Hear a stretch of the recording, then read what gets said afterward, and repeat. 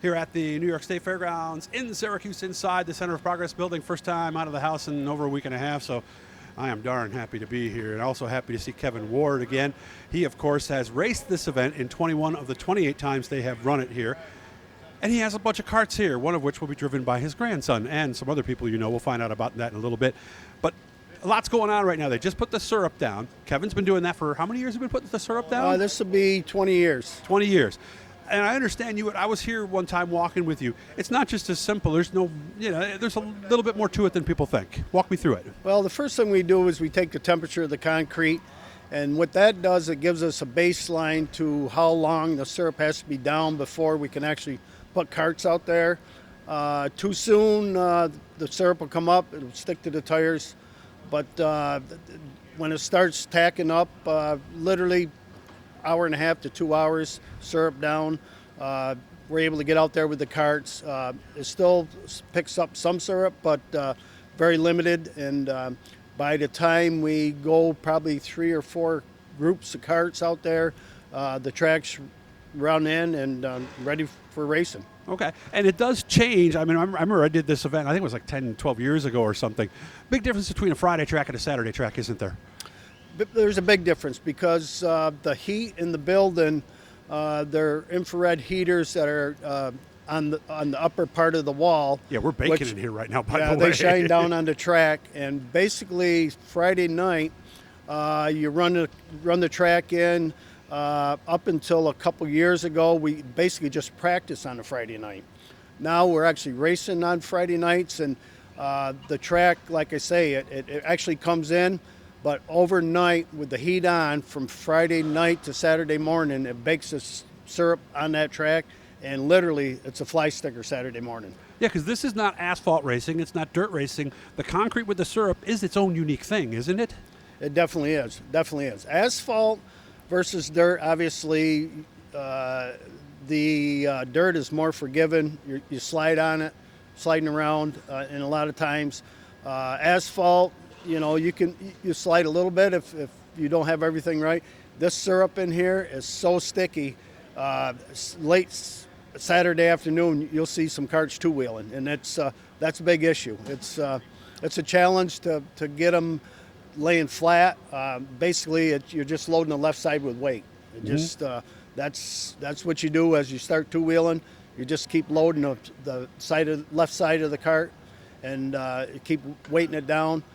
There is a weight limit that a minimum that you have to weigh, but like some of the carts that we run, they're called Elkins, unlimited 4-cycle. We got to weigh 350 minimum. Some of our carts, with the way we go around with the horsepower we are up to one cart we had at 480 pounds last year, or 2 years ago, I'm sorry. And it's also the way you drive it to some degree too, isn't it? I mean, if you pinch that thing a little bit coming out, you're on 2 wheels, aren't you? Yeah, the track, actually looking at the track, there is straightaways there, but you want to try to make that track a circle as much as possible. Yeah, that's the first thing I did learn. Yeah, you hang out there, you run the center of the speedway at the center point of the track. You want to be on the wall, and then you just start diving to the corner. Basically turning the track into a circle.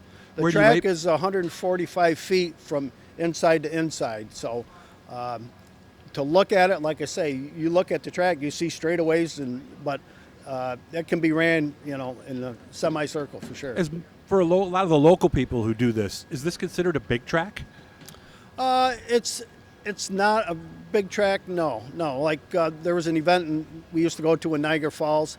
That was probably, like I said, this is 145 foot center to center.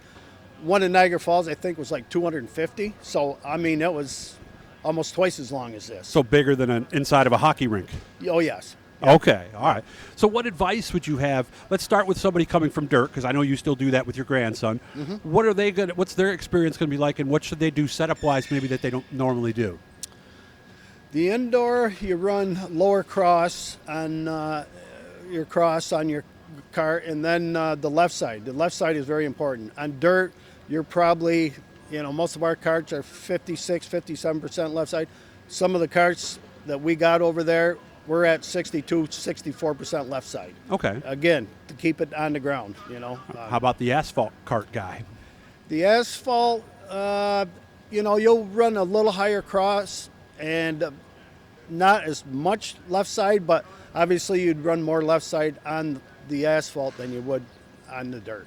Going to be a lot of young people that are going to take this on for the first time, and I know you did that with your grandson a few years ago. What advice should they give their kids, and what advice did you give your grandson? Because you had a little dirt track at your house. I'm sure that was primarily most of his experience, wasn't it? Yes, it was. And the best thing for the young kids, the class starts out 8 to 10-year-olds are out here. The 8-year-old kids are probably getting around there as fast as some of the adults are. And it's just, I can't stress enough safety, Don't go out and overdrive it. Do not go out and overdrive it. Just take your time, get used to what's out there if you've never been here, and you'll catch on fast. You got to get yourself comfortable before you start going fast. Okay. Did I also see some people tell me that they used bigger steering wheels a lot of times, especially for the younger kids? Because it does take more out of you, doesn't it? It definitely does. That's a huge advantage, is a bigger steering wheel. Bigger steering wheel for sure. And then you want to lay your seat down probably more than you would anywhere else, because the center of gravity, you want it low to the ground, obviously. Okay. From the G-forces, you're doing about 1.5 Gs around the corners. So you want to have all your weight and your seat as low as you possibly can. Yeah, I did a practice session a few years ago, and I remember I got done. My neck was sore, my shoulders were sore, I was sweating like crazy, and I'm driving by these little 8, 10-year-olds getting ready to go out after me, and I'm like, man, I got respect for you guys. This is not easy.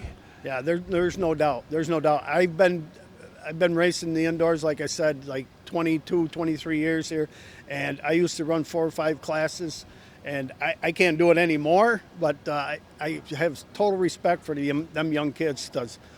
Lap times, I'm telling you, there's some kids out there that run at 8, 10 years old that run as faster lap times than the adults. And to watch them, the talent that's out there, and it's just amazing. Is that one of the main appeals for you, still being affiliated with this event the way you are? Oh, definitely. This is, I'd rather run this race. I'm involved in sprint cars and all that, but I'll tell you what, this event right here, I look forward to it every year. We come with all these carts, basically drive ourselves crazy all weekend long trying to keep up with everything. It's a lot of work. A lot of work, but it's what I do, and it's what I look forward to. And like I say, I don't race them anymore, but we bring a good bunch of guys to run our carts.